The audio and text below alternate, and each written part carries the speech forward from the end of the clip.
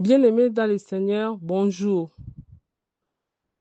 Nous vous saluons de partout où vous nous suivez. Que la paix de Dieu règne dans vos familles respectives. Nous bénissons le Seigneur pour cette grâce qu'il nous accorde ce matin d'être parmi les vivants et d'être aussi celle qui facilite notre méditation d'aujourd'hui, 23 mars 2025. Nous remercions aussi Papa Ertis pour la confiance qu'il renouvelle en nous. Et merci beaucoup. Que Dieu le bénisse de là où il est. Et nous disons aussi merci à toutes les mamans qui nous ont précédés dans le partage de la méditation durant tous ces mois de mars. Et nos remerciements vont aussi à toutes les personnes qui nous suivent de partout à travers cette méditation. Mais avant toute chose, prions. Seigneur Jésus, que ton nom soit sanctifié. Je te dis merci pour ce matin et merci parce que tu veux nous parler maintenant. Nous nous remettons à toi pour que tu nous parles, pour que tu nous enseignes. Instruis-nous, Seigneur Jésus, car nous sommes à ton école. Nous nous remettons entre tes mains pour que en toutes choses, la gloire te soit rendue à toi et à toi seul.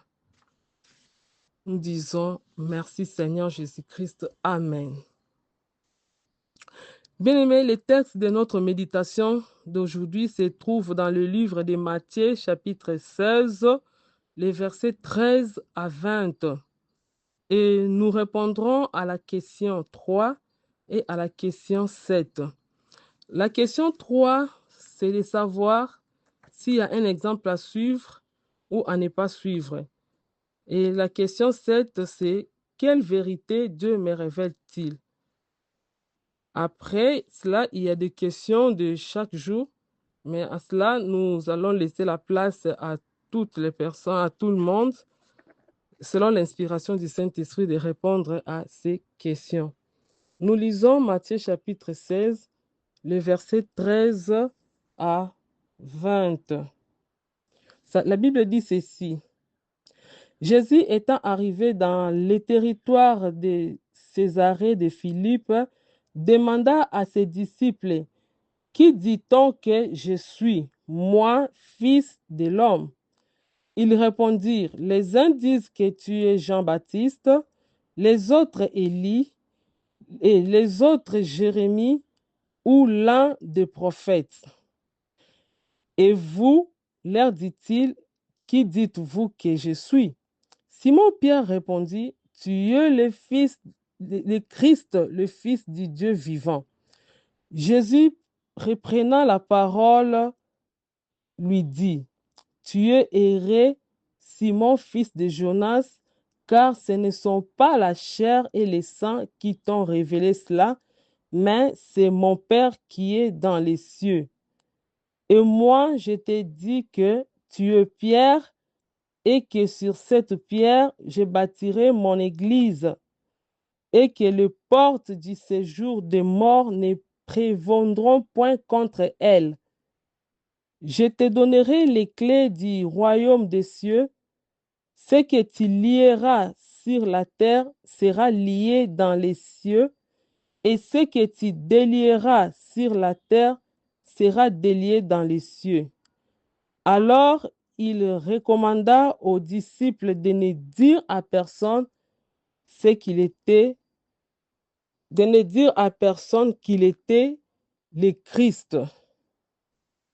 Amen. Nous venons de faire notre lecture dans le livre de Matthieu, chapitre 16, les versets 13 à 20. Bien-aimés dans le Seigneur, ce texte nous parle de Jésus-Christ face à ses disciples quand il était arrivé à Césarée de Philippe. C'est un territoire avec ses disciples pour se révéler à eux. Il voulait les révéler clairement qui il est. Jésus-Christ sait bien qu'il est le Messie, mais il a voulu savoir le niveau de connaissance de ses disciples lui concernant. Étant Dieu et connaissant ce qu'il est, Il veut les sonder pour qu'eux-mêmes découvrent ce qu'il est, puisqu'ils sont proches de lui par rapport à d'autres personnes. Vu tout ce qui s'est dit autour de sa personne, c'est au verset 13 que nous trouvons sa question: qui dit-on que je suis, moi, le Fils de l'homme? Verset 13. Cette question du verset 13 est posée aux disciples pour savoir ce que les gens, donc dans la société, quoi, les gens dans la société, beaucoup, même des pharisiens, ce qu'ils disent de lui. Et au verset 14, nous avons diverses réponses. Jean-Baptiste, Élie, Jérémie ou l'un des prophètes. Alors que la question du verset 15 est posée à eux-mêmes, les disciples qui sont ses proches, pour voir ce que eux-mêmes disent de leur maître. La question du verset 15, c'est: et vous, qui dites-vous que je suis? Tous les disciples avaient des réponses par rapport à ce qu'ils entendaient de Jésus-Christ. Personne n'avait la révélation de Jésus-Christ, sauf Simon-Pierre. En fait, euh, Jésus-Christ voulait les enlever à l'étape d'information pour les ramener à l'étape de la révélation. Au verset 16, c'est Simon-Pierre qui va répondre: tu es le Christ, le Fils du Dieu vivant. Cette réponse de Simon-Pierre dénote d'une révélation, comme nous le dit Jésus-Christ lui-même au verset 17. Nous voyons, bien aimé, aujourd'hui, beaucoup de gens ont de l'information sur Jésus-Christ et n'ont pas une révélation sur Jésus-Christ, comme à l'époque des disciples. Et ce jour-là, Simon-Pierre a reçu la révélation sur Jésus-Christ, et cette révélation a changé tout ce qui était comme information autour de Jésus-Christ. Nous voyons, Jésus-Christ lui a dit que ce n'est pas la chair et le sang qui t'ont révélé cela, mais mon Père. C'est pourquoi Jésus-Christ a dit à Simon-Pierre que tu es Pierre, et sur cette pierre, je bâtirai mon église. Au verset 17, Jésus prit la parole et lui dit: tu es erré, Simon, fils de Jonas, car ce n'est pas la chair et le sang qui t'ont révélé, mais mon Père qui est dans les cieux. C'est pour dire que la révélation de Dieu ne vient pas des hommes, mais de Dieu lui-même. Lorsque nous sommes devant la parole de Dieu, c'est-à-dire quand nous lisons la Bible, quand nous méditons, la première étape, c'est que nous sommes devant les Écritures qu'on appelle les logos. Les logos qui nous donnent, les informations. Mais dans chaque écriture que nous lisons, il y a une dimension de la révélation. Et pour atteindre cette dimension de la révélation, il faut être en contact avec les ciels, parce que la révélation ne vient pas d'une science quelconque, mais la révélation vient du ciel. Voilà pourquoi Pierre a quitté l'étape de la compréhension de tout le monde, parce qu'il était connecté au ciel. Lorsqu'on est connecté au ciel, on va voir différemment la parole de Dieu. Et Jésus-Christ aujourd'hui n'est pas physiquement vivant avec nous, mais il est dans la parole de Dieu.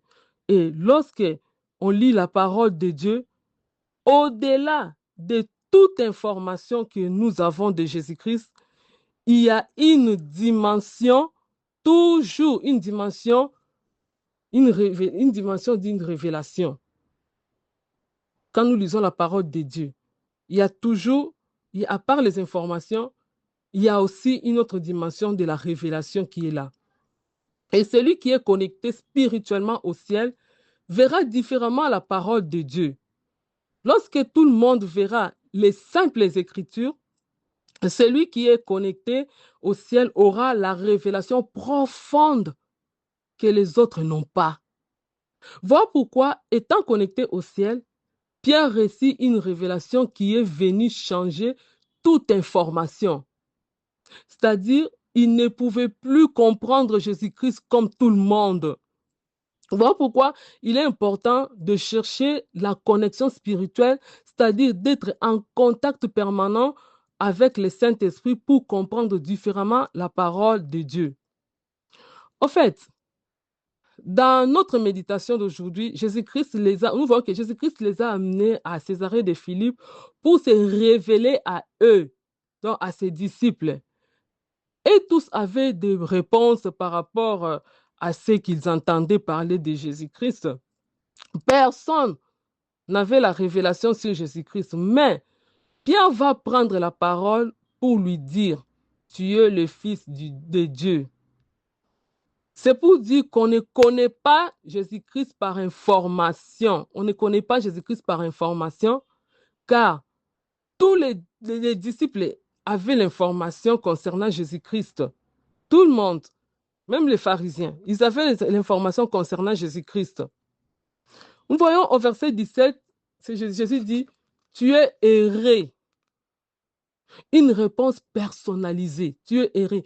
Une réponse personnalisée de Jésus-Christ sur Pierre qui montre que ce n'est pas de façon charnelle qu'il faut connaître Jésus. En effet, lorsque le Christ dit, que ce n'est pas la chair et le sang qui t'ont révélé, il met l'accent sur comment ses disciples de façon personnelle doivent connaître Jésus-Christ.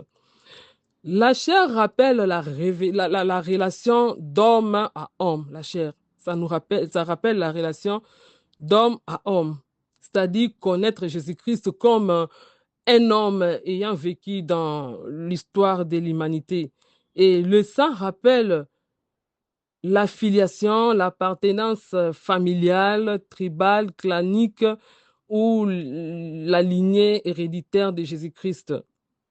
Or, en reprenant la révélation de Pierre, Jésus nous montre de quelle manière nous devons les connaître. Là, on peut se référer à 2 Corinthiens chapitre 5, le verset 16. Nous ne connaissons plus selon la chair, car le Christ est spirituellement l'auteur de notre vocation céleste. Au verset 18, Jésus dit, tu es Pierre, et que sur cette pierre, je bâtirai mon église. Pierre reçoit une révélation personnelle. Il la confesse devant Jésus-Christ et devant les autres disciples. Et Jésus lui fait approfondir cette révélation. Ce n'est pas sur Pierre, fils de Jonas. Quand Jésus dit que si tu es Pierre, et sur cette pierre, je bâtirai mon église, ce n'est pas sur Pierre, fils de Jonas, qu'il bâtit son église. Ce n'est pas sur lui, mais c'est le rocher. Il bâtit son église sur le rocher qui est lui-même le Christ. L'église qu'il va bâtir, c'est sur les rochers. L'église n'a pas été bâtie sur Pierre, fils de Jonas. Il n'y a pas de confusion là-dessus. Il ne faut pas faire la confusion comme beaucoup le font. Ils pensent que c'est sur Pierre, fils de Jonas, que Jésus. Non, l'église n'a pas été bâtie sur Pierre, fils de Jonas. L'église a été bâtie sur le rocher qui est lui-même, ce que lui-même Jésus-Christ est. Il n'y a pas de confusion là-dessus. L'église est bâtie sur le rocher qui est Christ. Cette pierre qu'il désigne et qui est différent des fils de Jonas. La révélation continue en ce qui concerne la puissance qu'a l'Église du Seigneur. Les portes du séjour de mort ne prévendront point contre elle, c'est-à-dire ne l'emporteront point contre l'Église. Quelle puissance que le Christ place dans son Église. Oh. Ce qui faisait peur et qui continue à faire peur aux hommes, la mort et son séjour inconnu est moins puissant que l'Église. Cette annonce de la victoire de l'Église sur les derniers ennemis de l'humanité est un grand message d'espoir et une invitation à appartenir à l'Église de Christ pour revêtir de cette puissance. Alors, au travers de l'Église de Dieu, au travers de l'Église, Dieu réconcilie tout le peuple. Et tous les peuples réconciliés par Dieu dominent sur la mort.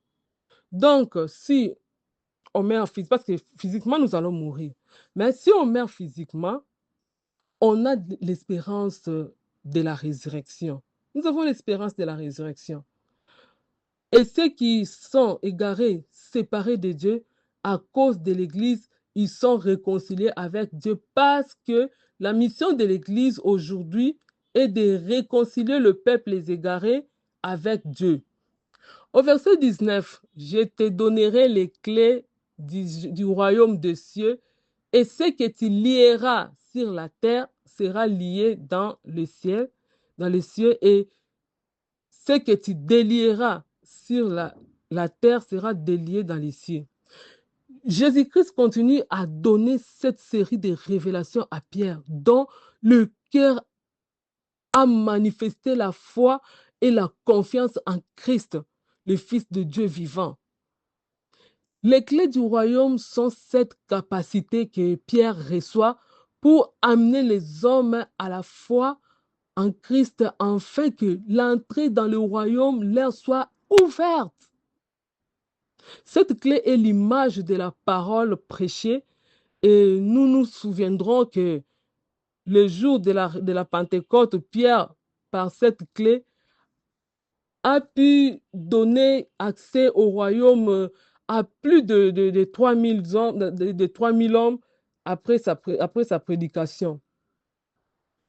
Si nous lisons la Bible. L'accès au trône de Dieu est ouvert et Jésus a voulu responsabiliser Pierre pour que dans son ministère futur, qu'il se souvienne de ses orientations que Jésus lui a données pour continuer l'œuvre après lui. Un homme désigné, responsabilisé et engagé ne peut que marcher avec l'aide du Saint-Esprit et en toute humilité.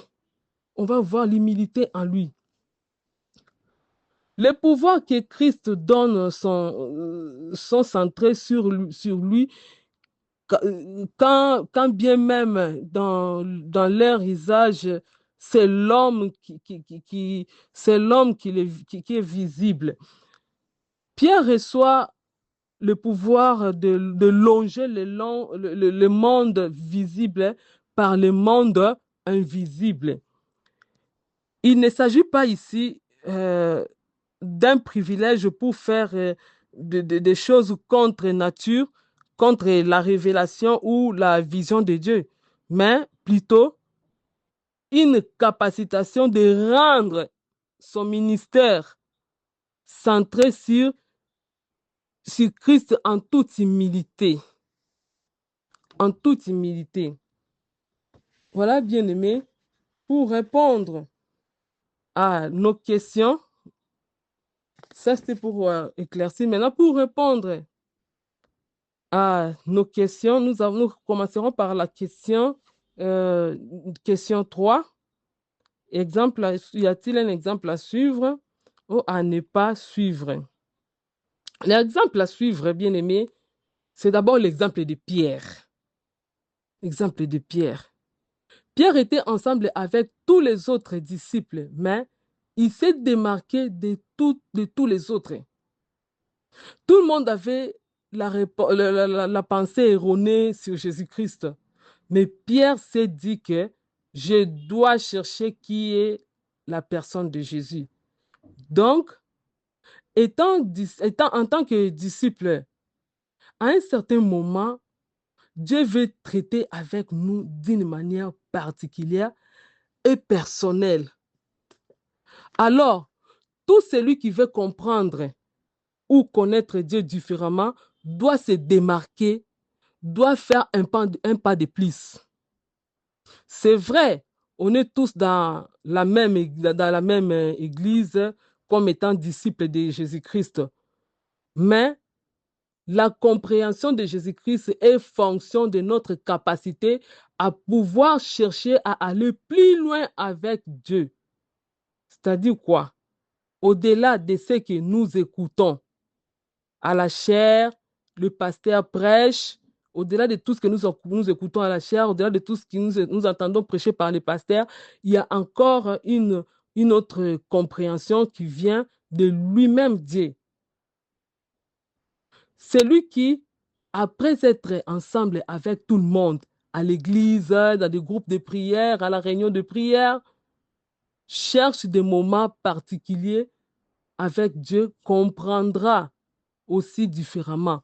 Nous étions tous à l'église, c'était ce dimanche, nous avons entendu la parole de Dieu, nous étions dans les groupes de prière, nous avons entendu la parole de Dieu, nous tous nous avons reçu la même parole. Il y a d'autres qui sont partis, bon, d'autres qui vont le mettre en pratique, d'autres vont entrer encore en profondeur pour comprendre. Et à ceux-là qui vont encore chercher à aller plus loin, ceux-là vont comprendre aussi différemment cette parole. Pierre était avec les autres disciples. Ils étaient tous ensemble, mais ces jours-là, quelque chose s'est fait parce que Pierre a voulu comprendre Jésus-Christ différemment par rapport à ce que les autres disaient. Donc, à un certain moment, il faut quitter un peu la foule. Il faut quitter un peu la foule pour des moments particuliers. Je prends un exemple dans Jean 20. La Bible dit que quand Jésus-Christ était ressuscité, des disciples couraient plus vite pour voir réellement sa résurrection. Jean courait aussi vite et arrivé à la tombe, il n'était pas entré et il s'est arrêté juste devant la tombe. Mais Pierre, qui venait après lui, lui n'était pas seulement limité devant la tombe. Il est entré jusque dans la tombe. Il était entré. Il a vu avec précision la résurrection, même l'emplacement de linge. Il a vu parce qu'il il a voulu aller plus loin.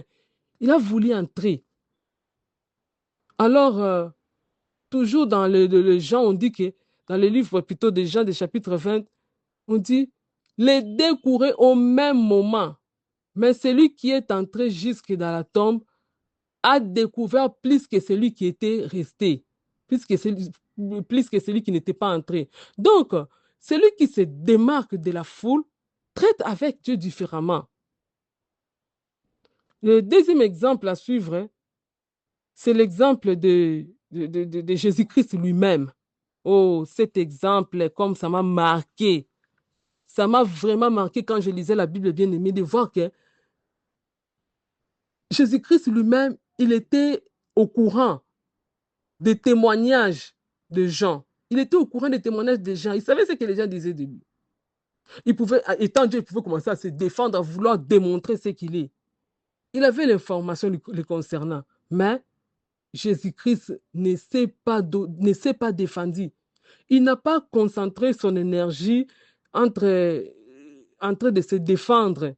Ce jour-là, il a amené ses disciples à Césarée de Philippe pour que les ciels témoignent sur lui. Et lui n'a fait que confirmer. Donc, nous ne cherchons pas notre témoignage auprès des hommes, mais tournons nos regards vers le ciel, car en tournant le regard vers le ciel donnera un témoignage aux hommes pour nous. Il ne faut pas chercher à prouver aux hommes réellement qui nous sommes et laisser le ciel témoigner ce que nous sommes. Jésus-Christ vivait comme fils de Dieu. Le ciel l'a rendu témoignage. Devant Dieu, lorsqu'on s'approche, il prend la responsabilité de témoigner notre identité. qui nous sommes réellement. Il prend cette responsabilité. Ça, c'est l'exemple à suivre. Mais à la question numéro 7, c'est la deuxième question de notre méditation. Quelle vérité Dieu me révèle-t-il? Bien-aimé, la vérité, c'est que Jésus-Christ est le Fils du Dieu vivant. Voilà un peu ce que nous avons pensé, partagé, et nous laissons la place à d'autres bien-aimés, à chacun de nous, de répondre à nos questions de chaque jour. Euh, voilà un peu ce que le Seigneur a mis dans notre cœur pour que nous puissions partager avec vous. Nous vous disons merci pour votre attention que vous nous avez accordée en suivant en suivant ces partages. Moi, c'est Maman Netim Poi, la sœur Netim Poi, depuis la République démocratique du Congo, à Kinshasa précisément. Merci beaucoup. Que Dieu vous bénisse.